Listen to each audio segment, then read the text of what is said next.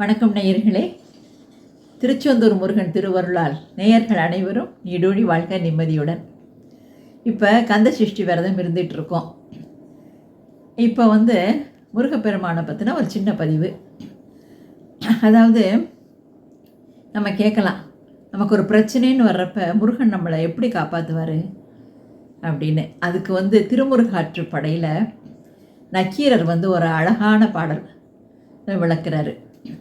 5 முகம் தோன்றி 6 முகம் தோன்றும், வெஞ்சமரில் அஞ்சேலென வேல் தோன்றும், நெஞ்சில் ஒரு கால் நினைக்கில் இரு காலும் தோன்றும், முருகா என்று ஓதுவார் முன்.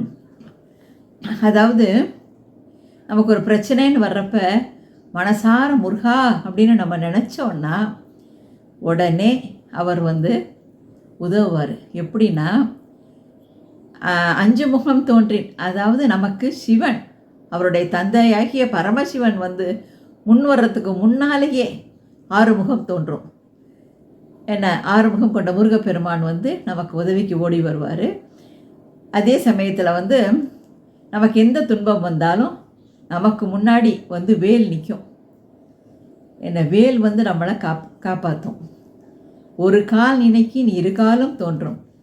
நம்ம ஒரு உதவின்னு கேட்க போகிறப்ப நமக்கு நம்மளை சூழ்ந்து கவசமாக அவர் இருப்பார்.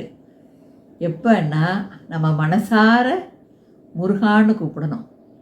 அதாவது நம்ம பிரச்சனையை பூரா, அதாவது நீ முருகன் பார்த்துக்குவார் அப்படின்னு முழுசாக நம்பி வாழ்ந்தோன்னா நமக்கு முருகன் கூடையே இருப்பார். நமக்கு நல்ல உறுதுணையாக இருப்பார். இதை நல்ல பக்தி பூர்வமாக அனுபவிக்கிறவங்களுக்கு நல்லா தெரியும். அதனால் முருகன்கிட்ட முழுசாக சரணடைங்க. அப்புறம் என்ன, நீங்கள் நிம்மதியாக இருங்க. வாழ்த்துக்கள்.